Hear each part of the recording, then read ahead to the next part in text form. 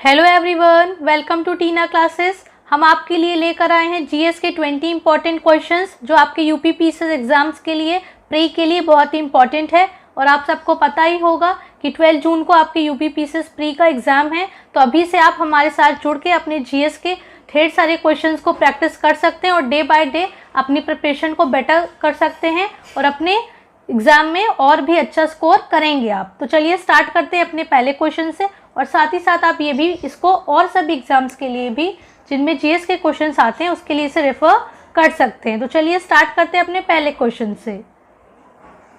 निम्नलिखित में से किसे झीलों की वाटिका कहते हैं? आपके ऑप्शंस हैं Finland, Greenland, Norway, Ukraine. Friends, आप सभी अपने आंसर्स को गेस करते जाइएगा। तो चलिए बताइए पहले क्वेश्चन का आंसर क्या होगा।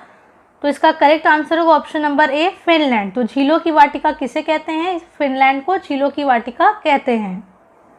नोट, फिनलैंड उत्तरी यूरोप में स्थित एक नॉर्डिक देश है। तो अगर पूछे कि फिनलैंड कहाँ स्थित है तो ये उत्तरी यूरोप में स्थित है और कैसी कंट्री है? ये एक नॉर्डिक कंट्री है। फिनलैंड में लगभग 168000 झीलें हैं और 18,07,000 द्वीप स्थित। तो कितनी? 1,68,000 झील है और 1,87,000 द्वीप स्थित है। इसीलिए फिनलैंड को क्या कहते हैं? हम झीलों की वाटिका कहते हैं। क्वेश्चन नंबर सेकेंड, निम्न में से किसे नगर को पूर्व का मैनचेस्टर कहते हैं? तो किस नगर को पूर्व का मैनचेस्टर कहते हैं? आपके ऑप्शंस हैं टोक्यो, नागोया, सेंडई, ओसाका। आप सभी अपने आंसर्स को गेस कर सकते हैं। आई होप आपने गेस कर लिया होगा। तो इसका करेक्ट आंसर होगा ऑप्शन नंबर डी, ओसाका। तो ओसाका नगर को क्या कहा जाता है? पूर्व का मैनचेस्टर कहा जाता है। नोट, पूर्व का मैनचेस्टर जिसे हम लोग बोलते हैं मैनचेस्टर ऑफ ईस्ट के नाम से प्रसिद्ध ओसाका शहर जापान के कंसाई क्षेत्र में स्थित है। तो ओसाका जिसे आप क्या कहते हैं? मैनचेस्टर ऑफ ईस्ट कहाँ है? तो ये जापान में है। जापान के किस क्षेत्र में है? तो जापान के कंसाई क्षेत्र में स्थित है। यह ओसाका प्रांत की राजधानी शहर में है। ये बहुत ही इंपॉर्टेंट क्वेश्चन है, आप इसे ज़रूर याद रखिए। क्वेश्चन नंबर थर्ड, इसमें आपको क्या करना है? मैच करना। एक तरफ दी हुई है विश्व की द्वीप और एक साइड आपको दिया है स्वामित्व वाले देश। तो पहला है एल्यूशियन द्वीप, बियर द्वीप, ग्रीनलैंड, फ्रेंच जोसेफ द्वीप। स्वामित्व वाले देश कौन कौन से हैं? नॉर्वे, यूएसए, रूस, डेनमार्क। आप सभी अपने आंसर्स को गेस कर सकते हैं। आई होप आपने गेस किया होगा। तो इसका करेक्ट आंसर हो जाएगा ऑप्शन नंबर ए, 2143। तो चलिए मैच करते हैं। एल्यूशियन द्वीप, तो ये क्या हो जाएगा? यूएसए। बियर द्वीप, ये हो जाएगा नॉर्वे। ग्रीनलैंड, ये हो जाएगा डेनमार्क। फ्रेंच जोसेफ द्वीप, ये हो जाएगा आपका रूस। चलिए फिर से देख लेते हैं। एल्यूशियन द्वीप, यूएसए, बियर द्वीप, Norway, Greenland, Denmark, French Joseph द्वीप, रूस। नेक्स्ट क्वेश्चन, क्वेश्चन नंबर 4, निम्न में से किस वर्ष भारत सरकार द्वारा केंद्रीय गंगा प्राधिकरण का गठन किया गया? आपके ऑप्शन है 1976, 1981, 1985 या फिर 2004। आप सभी अपने आंसर्स को प्लीज़ गेस करते जाइएगा। इससे आपको भी पता चलेगा कि आपको कितनी नॉलेज और कितने क्वेश्चंस आप करेक्ट कर पा रहे हैं। तो इसका करेक्ट आंसर होगा ऑप्शन नंबर सी, 1985। तो 1985 में भारत सरकार के द्वारा क्या? केंद्रीय गंगा प्राधिकरण का गठन किया गया। नोट, और ये नोट बहुत ही इंपॉर्टेंट होता है, आप इसे ज़रूर अच्छे से रीड किया करें और चाहें तो इसका स्क्रीनशॉट भी ले लें क्योंकि इससे भी एग्जाम्स में आपके कई क्वेश्चन फ्रेम होते हैं। केंद्रीय गंगा प्राधिकरण का गठन कब हुआ? तो ये हुआ जून 1985 में हुआ। देखिए पहले इंपॉर्टेंट। सेकेंड, गंगा नदी पर प्रदूषण भार को तत्काल कम करने के लिए गंगा कार्य योजना, ओके, गंगा एक्शन प्रोग्राम पर्यावरण विभाग के द्वारा दिसंबर 1984 में तैयार किया गया। तो आपसे पूछ सकते हैं कि गैप कब स्टार्ट हुआ? तो ये दिसंबर 1984 में स्टार्ट हुआ। उसके बाद गंगा कार्य योजना की देखरेख के लिए भारत सरकार ने 1985 में प्रधानमंत्री राजीव गांधी की अध्यक्षता में केंद्रीय गंगा प्राधिकरण का गठन किया गया। फिर आपसे यह भी क्वेश्चन फ्रेम होता है कि किसकी अध्यक्षता में केंद्रीय गंगा प्राधिकरण का गठन किया गया? तो ये किया गया राजीव गांधी, क्योंकि उस वक्त प्रधानमंत्री कौन थे, राजीव गांधी जी थे, तो उनकी अध्यक्षता में केंद्रीय गंगा प्राधिकरण का गठन किया गया। तो इसमें आपके 4 पॉइंट्स बनते। पहला, केंद्रीय गंगा प्राधिकरण गठन कब हुआ, जून 1985 में, और इसके तहत क्या हुआ, गंगा कार्य योजना की देखरेख में भारत सरकार ने 1985 में प्रधानमंत्री राजीव गांधी की अध्यक्षता में किया, और फिर गैप भी बना, तो ये कब बना, 1984 में। राष्ट्रीय गंगा नदी बेसिन प्राधिकरण, केंद्र सरकार ने राजपत्र अधिसूचना दिनांक 20 फरवरी 2009 के माध्यम से राष्ट्रीय गंगा नदी बेसिन, जिसे आप NGRBA की स्थापना भी कहते हैं। तो कब हुई NGRBA की स्थापना, 20 फरवरी 2009 को, और जिसे आप क्या कहते हैं, national Ganga river basin authority. तो NGRBA कब बना, 20 फरवरी 2009 को। यह गंगा नदी के प्रदूषण को कम करने के लिए, पर्यावरण संरक्षण, मतलब आपके इन्वायरमेंट को कंजर्व करने के लिए, प्रोटेक्शन करने के लिए पर्यावरण अधिनियम 1986 के तहत केंद्र और राज्य सरकार की एक सहयोगी संस्था है। तो ये जो NGRBA क्या है, तो ये 1986 में पर्यावरण अधिनियम 1986 के तहत बनी है, और ये जो है केंद्र और राज्य, आपकी सेंटर और स्टेट दोनों गवर्नमेंट की सहयोग से बनाई गई है। किस लिए, गंगा के प्रदूषण को रोकने के लिए। और कब बनी है, तो 20 फरवरी 2009 को। चलिए फिर हम लोग देखते हैं अपना नेक्स्ट क्वेश्चन, क्वेश्चन नंबर 5। जनगणना वर्ष, भारत में लिंगानुपात कि किस जनगणना वर्ष में कितना भारत में लिंगानुपात रहा है, 1951। तो क्वेश्चन में पहले आप देखिए, इसमें कह रहा है निम्नलिखित में से कौन सही सुमेलित नहीं है।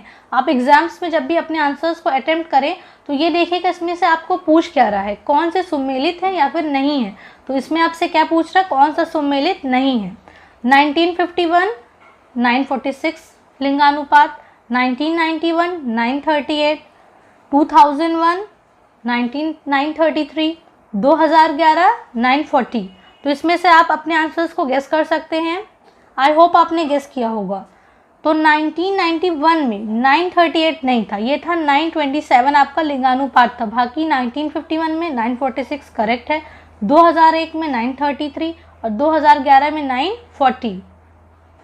क्वेश्चन नंबर 6, भारत के निम्न राज्यों में से किस एक में लिंगानुपात 2011 जनगणना के अनुसार राष्ट्रीय औसत से अधिक है।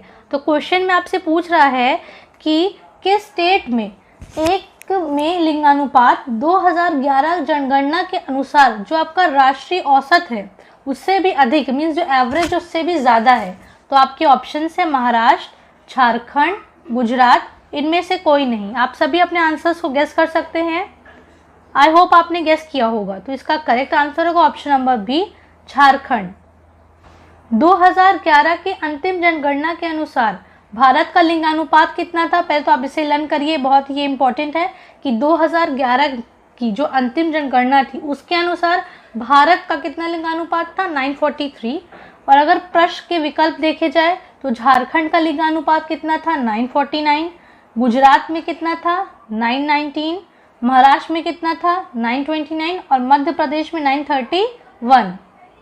क्वेश्चन नंबर 7, निम्न में से किस यूटी में 2011 की जनगणना के अनुसार ग्रामों की संख्या न्यूनतम है। तो आपको बताना है कि आपके ऑप्शंस में 4 यूटीज दी हैं, तो उनमें से 2011 की जनगणना के अनुसार किसमें ग्रामों की संख्या जो थी बहुत ही न्यूनतम, बहुत ही कम थी। तो आपके ऑप्शंस हैं लक्षद्वीप, दादर एवं नगर हवेली, पौंडीचेरी, दमन एंड दीव।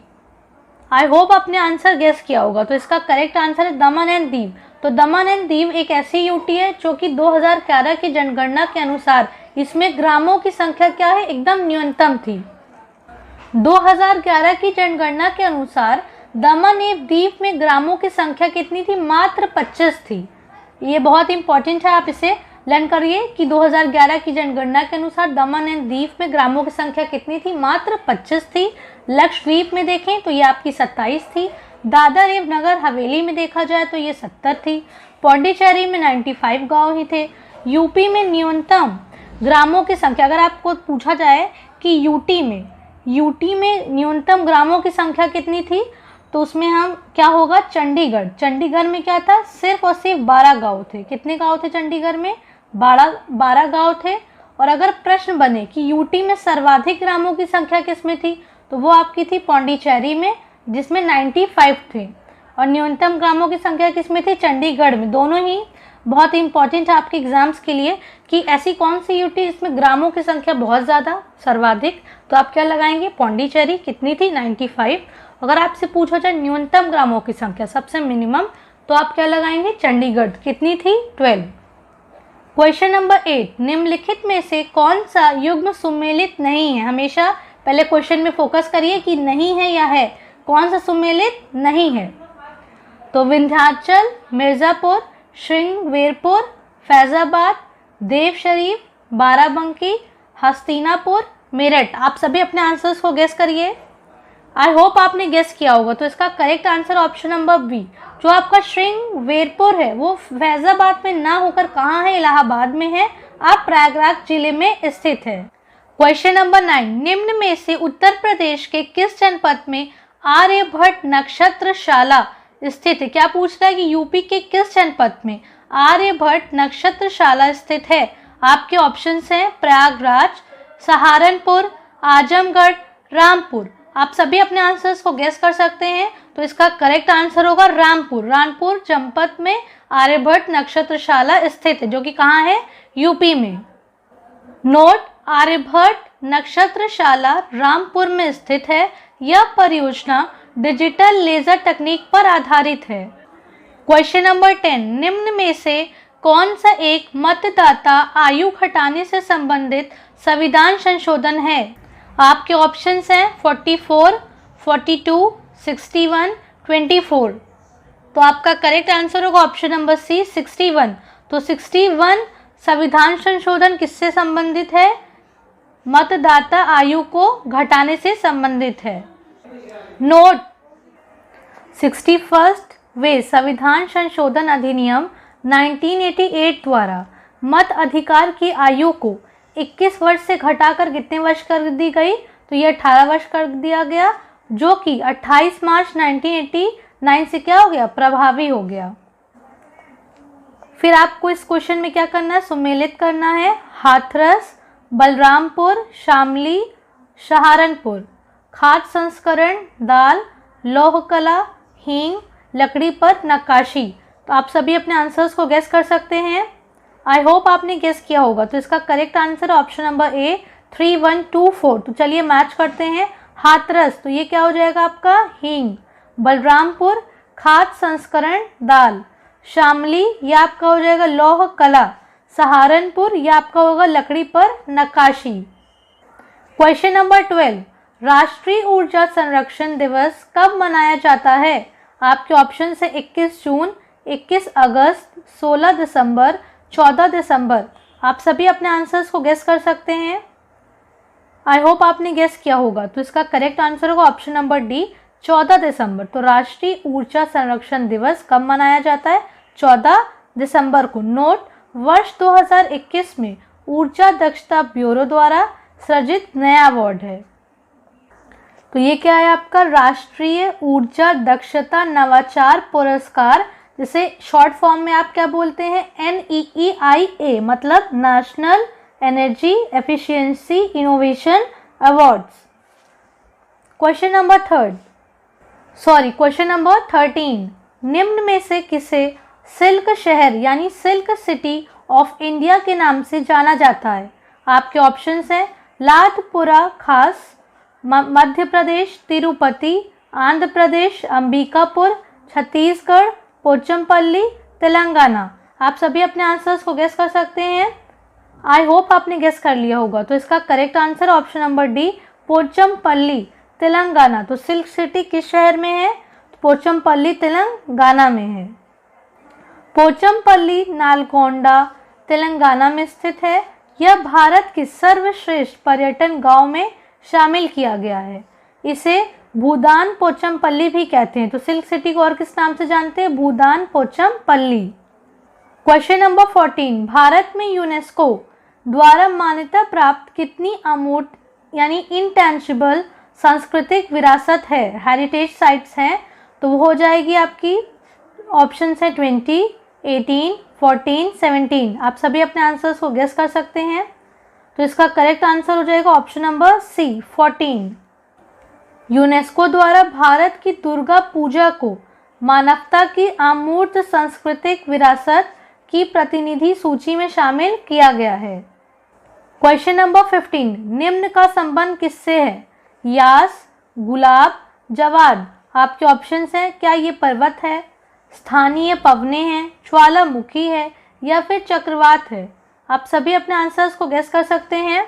तो इसका करेक्ट आंसर होगा ऑप्शन नंबर डी, चक्रवात। यास, गुलाब, जवाद, क्या है ये तीनों? तो ये तीनों हैं चक्रवात।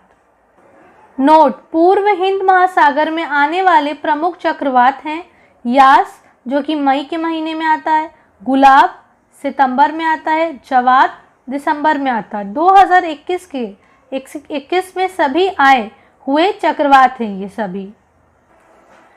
क्वेश्चन 16, आर्द्र भूमि संरक्षण और प्रबंधन के लिए भारत का पहला केंद्र किस शहर में स्थापित किया गया है? आपके ऑप्शन है तेलंगाना, चेन्नई, उड़ीसा, गोवा। तो आपका करेक्ट आंसर होगा ऑप्शन नंबर बी, चेन्नई। तो आर्द्र भूमि संरक्षण और प्रबंधन के लिए भारत का पहला केंद्र चेन्नई में स्थापित किया गया है। नोट, 2 फरवरी 2021 को केंद्रीय पर्यावरण, वन और जलवायु परिवर्तन राज्य मंत्री बाबुल सुप्रियो ने मंत्रालय के तहत आने वाले संस्थान राष्ट्रीय सतत तटीय प्रबंधन केंद्र, जिसका शॉर्ट फॉर्म क्या है, NCSCM, चेन्नई के भाग के रूप में आर्द्र भूमि संरक्षण एवं प्रबंधन केंद्र CWCM की स्थापना की घोषणा की है और भारत में 42 स्थान अंतर्राष्ट्रीय महत्व की आर्द्र भूमियों यानी रामसर साइट्स के रूप में नामित हैं। उनका क्षेत्रफल कितना है? 10.8 लाख हेक्टेयर है। भारत में लगभग 4.6% भूमि आर्द्र भूमि है जिनका क्षेत्रफल 1.526 हेक्टेयर है। वर्ष 2021 को 2 फरवरी 1971 को रामसर में रामसर समझौते पर हस्ताक्षर की 51वीं वर्षगांठ के रूप में मनाया जा रहा है और 2 फरवरी को विश्व आर्द्र भूमि दिवस मनाते हैं। ये सभी पॉइंट्स बहुत ही इंपॉर्टेंट है, आप इसे लर्न कर सकते हैं। क्वेश्चन नंबर 17, भारत में कुल रामसर स्थलों की संख्या कितनी है? आपके ऑप्शन है 45, 46, 47, 49। तो आपका करेक्ट आंसर हो जाएगा ऑप्शन नंबर डी, 49। तो कुल भारत में कितनी रामसर स्थल हैं? 49 हैं। तो चलिए देखते हैं कौन कौन सी हैं। तो 2021 में आपको पता होगा कि 4 नई साइट्स को क्या किया गया, रामसर साइट्स में जोड़ा गया है, जो कि क्या है, थोल एंड वधावन जो कि गुजरात की हैं 2, सुल्तानपुर एंड विंदावास ये आपकी हरियाणा की हैं। The surface area covered by Ramsar sites, वो कितनी surface area Ramsar sites cover करते हैं? तो 1,83,322 हेक्टेयर्स। और आपके उत्तर प्रदेश में टोटल कितनी है? 10 रामसर साइट्स हैं with highest number of Ramsar sites in India. Question number 18, Uttar Pradesh में कुल कितने रामसर स्थल हैं? आपके ऑप्शंस है 10, 12, 14, 18। तो इसका करेक्ट आंसर हो जाएगा ऑप्शन नंबर ए, 10। तो उत्तर प्रदेश में कितने रामसर स्थल हैं? 10 हैं। क्वेश्चन नंबर 19, निम्न में से किस राज्य के वन्य जीव अभयारण्य इको सेंसिटिव जोन घोषित किया गया है? तो आपके ऑप्शंस हैं हरियाणा, उत्तर प्रदेश, गोवा, उत्तराखंड। तो आपका करेक्ट आंसर होगा option number D, Uttarakhand. Uttarakhand के अस्कोट वन्य जीव अभयारण्य को सेंसिटिव जोन घोषित किया गया है। उसी तरह हम देखते हैं राष्ट्रीय चंबल अभयारण्य, तो इसे 2020 में इको सेंसिटिव जोन के रूप में घोषित किया गया है। यह मध्य प्रदेश, उत्तर प्रदेश, राजस्थान के ट्राई जंक्शन पर स्थित है। मध्य प्रदेश में देवरी घड़ियाल रियरिंग सेंटर इस अभयारण्य में स्थित है। यह अभयारण्य गंगेटिक डॉल्फिन जो कि लुप्त प्राय और घड़ियाल जो कि गंभीर रूप से लुप्त प्राय हैं उनका घर है। घाटी गांव अभयारण्य, इसे ग्रेट इंडियन बस्टर्ड सेंचुरी के रूप में भी जाना जाता है। यह मध्य प्रदेश में ग्वालियर के पास स्थित एक वन्यजीव अभयारण्य है। सोन घड़ियाल अभयारण्य मध्य प्रदेश में स्थित है। केन घड़ियाल अभयारण्य मध्य प्रदेश में केन और खुडार नदी के मिलन बिंदु पर स्थित है। क्वेश्चन नंबर 20, अंतर्राष्ट्रीय पर्वत दिवस कब मनाया जाता है? तो आपके ऑप्शंस हैं 28 अक्टूबर, 26 सितंबर, 11 दिसंबर, 16 दिसंबर। तो इसका करेक्ट आंसर होगा ऑप्शन नंबर सी 11 दिसंबर। तो अंतर्राष्ट्रीय पर्वत दिवस कब मनाया जाता है? 11 दिसंबर को। नोट, पहाड़ों के महत्व के बारे में जागरूकता बढ़ाने के लिए हर साल 11 दिसंबर को अंतर्राष्ट्रीय पर्वत दिवस यानी इंटरनेशनल माउंटेन डे मनाया जाता है। पर्वतीय संरक्षण दीर्घकालिक विकास में महत्वपूर्ण भूमिका निभाते हैं और पृथ्वी का लगभग 27% हिस्सा किससे ढका हुआ है? पहाड़ों से ढका हुआ है। संयुक्त राष्ट्र के अनुसार दुनिया की लगभग 15% आबादी पहाड़ों पर रहती है। ग्लोबल वार्मिंग और दूसरे कारणों से अब पहाड़ों का जीवन भी क्या है? खतरे में है। इसीलिए बढ़ते खतरे के बारे में जागरूकता बढ़ाने के उद्देश्य से इस दिन को मनाया जाता है। और इस बार की इसकी थीम क्या है? अंतर्राष्ट्रीय पर्वत दिवस इंटरनेशनल माउंटेन डे की थीम है सतत पर्वतीय पर्यटन यानी सस्टेनेबल माउंटेन टूरिज्म। तो आप इसे लर्न करिएगा। आई होप आपको ये 20 क्वेश्चंस पसंद आए होंगे। अगर आपको वीडियो इन्फॉर्मेटिव लगी है तो आप वीडियो को लाइक कर सकते हैं, शेयर कर सकते हैं, और अगर आप चैनल पे नए हैं तो आप चैनल को आज ही सब्सक्राइब करें और बेल आइकन पे प्रेस करके सभी वीडियोस की नोटिफिकेशन सबसे पहले लें। Thank you for watching. See you in the next video.